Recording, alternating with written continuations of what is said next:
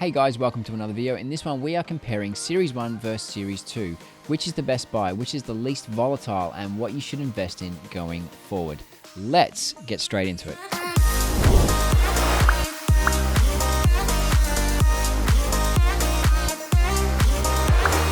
Hey guys, welcome to another episode. In this one, we are going to try and answer the question, which is better to invest in and which is the least volatile, Series 1 or Series 2. Now, I'm not necessarily going to tell you what the answer is, but I'm going to present to you all of the evidence so at the very least you can make an informed decision moving forward.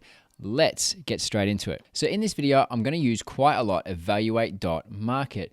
Now you can see at the top here, they've got all the sets that are on Top Shot. And if you click on one of them, you can see the entire value of the set through the history of the set.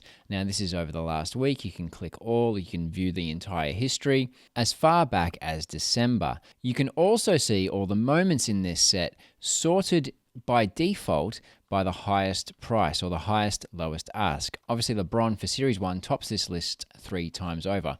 What I'm also going to do is pick a moment from the top, the middle, and somewhere near the bottom and analyze moments in this set, because if you're buying, you're not just buying the set, presumably you're buying moments in the set, and you want to know if they're going to be volatile, or they're going to bounce up and down, or is Series 1 going to be more stable than Series 2? So in Series 1, I've taken a LeBron James, which is 3,113 LE. I've got a James Harden, which is minted 1,012 times, and I've got a Josh Hart who has been minted 3,999 times. I'm trying to spread it out so we get a different metric. So when I put these three moments together and dub them on top of each other in Photoshop, mess with the colors a little bit so you can tell which moment is which, this is what they look like. In yellow, we've got Josh Hart. In blue, we've got LeBron James. And in purple, we've got James Harden. And what you can see is a very similar behavior. Now, you'll also see these spikes. And what that means is there was a large sale somewhere way above here, which dragged the average all the way up. Now, I could have showed you dots of every single transaction, but this simple, clean line, which is the average of sales, gives you a better visual so you can look at and compare. So what you can see is leading into February, we had a massive spike, and that was the bull run. And ever since then, we've been dipping progressively down. So if you squinted your eyes or blurred a little bit, you'd just see a massive downward turn, which is basically what we've been feeling for the last 2 or 3 months since late February. Now let's see what Series 2 looks like. This is a LeBron James 7,500 LE compared with a Christian Wood 15,000 LE and a Steph Curry 7,500 LE. And again, I did that because I got one from the top, one from the middle, and one from somewhere near the bottom. But I didn't want to do a 40,000 CC because they just don't have the history. They're not old enough. These ones have been around since January, which means they give us a lot more data. Again, what we see here is very similar behavior. Now, we've got our spikes, which means there was a massive sale, probably for a very low serial number. And that sort of drags the average up. But again, if you look at the trend, it's basically very, very similar. It could almost be one line. So let's just make it all one line. This is base set Series 1 and Series 2 over the last week. In blue, we've got Series 2, and in red, we've got Series 1.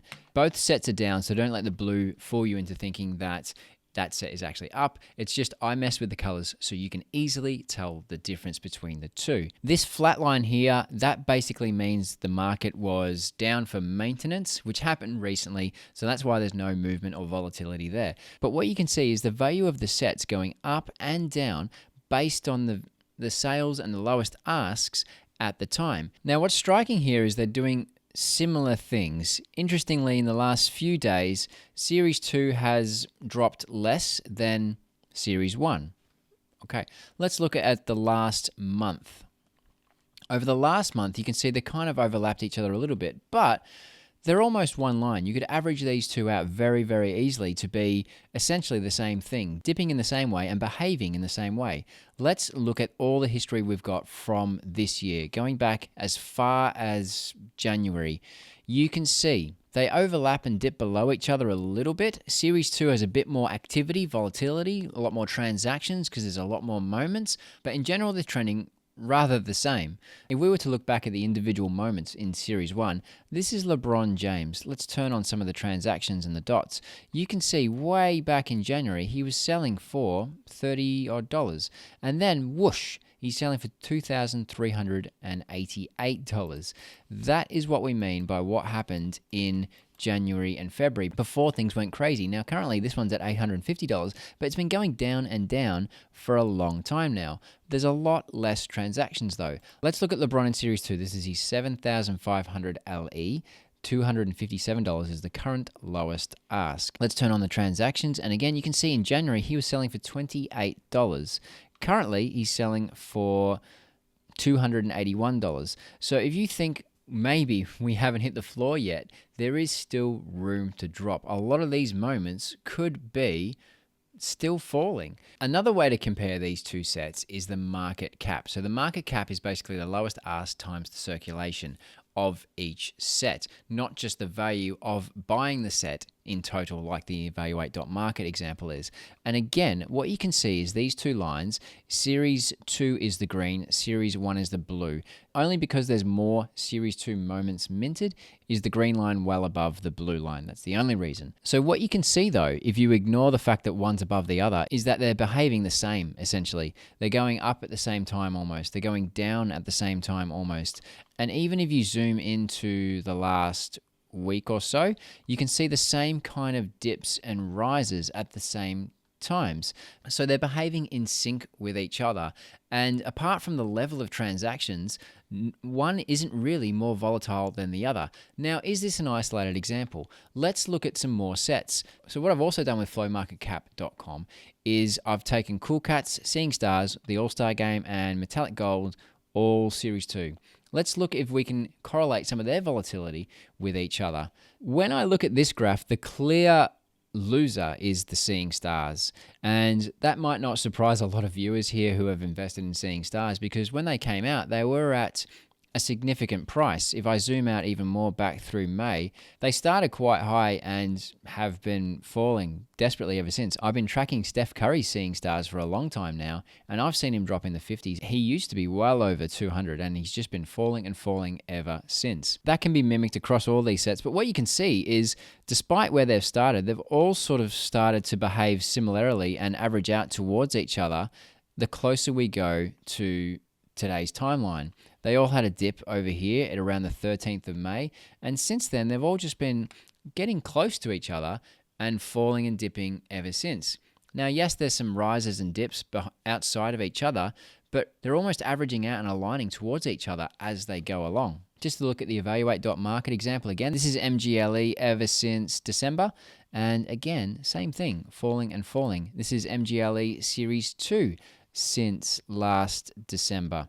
And again, same thing, very similar behaviors. It's almost like you could average all these sets into one line. Back to Flow Market Cap, that's exactly what this is. This is everything on NBA Top Shot going back to February, where you can see the bull run come up here and everything just averaging out and getting lower and lower ever since. So if you were going to invest, should you invest in Series 1 or Series 2? I wanted to get two moments, one from Series 1 and one from Series 2, are a similar price range. So I settled on $50, let's say. So what I grabbed was this Bam Adebayo bubble moment for $51. And I grabbed this Zion moment for $45. Now this is a 1,915 mint versus a 7,500 Zion mint. So obviously Series 1 has the advantage over it's got rarity. Zion's got the advantage because it's Zion over Bam.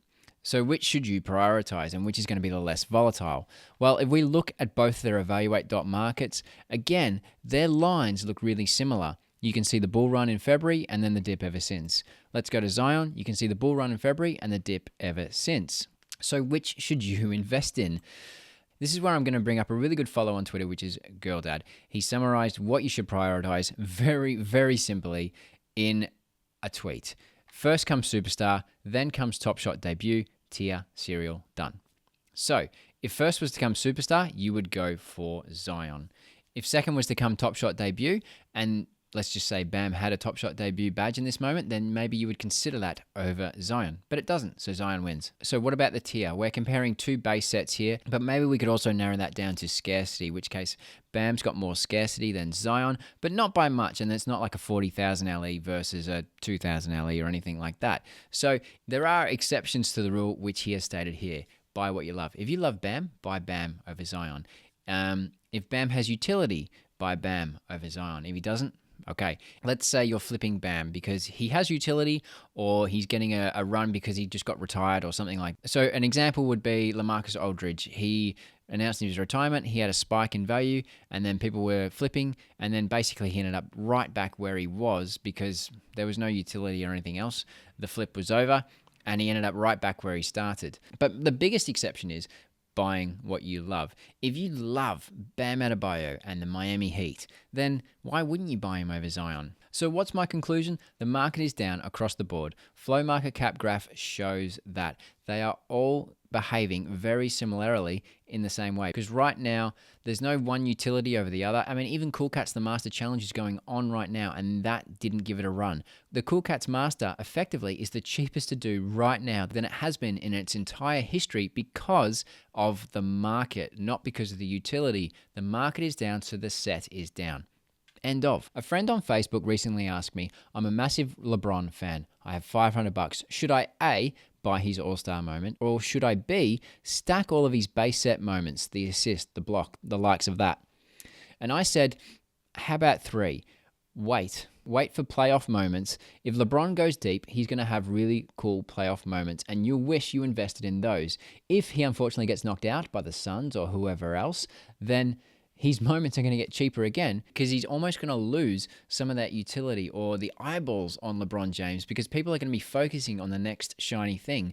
If the Suns go to the NBA Finals and Chris Paul plays out of his mind, you can bet people are going to buy CP3 a lot more than what they would have previously if he gets knocked out in the first round. So my advice for that one was, wait, buy playoff moments when you get the chance, and if he tanks out, buy his moments for cheap when no one else is thinking about him, because the trend right now isn't going up, it's going down. Still, I haven't been that active lately, but I've been very, very observant. Just because you log in every day doesn't mean you have to buy, but observing and absorbing information is good for making really informed decisions. So when you see things and you know it's a bargain, you know, and you don't have to guess and regret it in a few months' time. And do you know what doesn't dip like all these graphs I've showed you today? Dapper. Dapper is Dapper, and it's not moving very far at all. Granted, Dapper doesn't give you a collector score or anything like that, but allows you to stay flexible and, like I like to say, adaptable. So remember the main tips: Superstar first, Top Shot debut, tier, serial, exceptions, buy what you love, and utility. Don't buy out of FOMO or greed. Be patient. Dapper doesn't dip. Feel free to observe the market to make informed decisions, but don't feel like you have to do anything. That is it from me. I hope you got value out of this video. If you did, please consider liking and or subscribing, and I will see you in the next video. Appreciate you guys. Stay strong. See ya.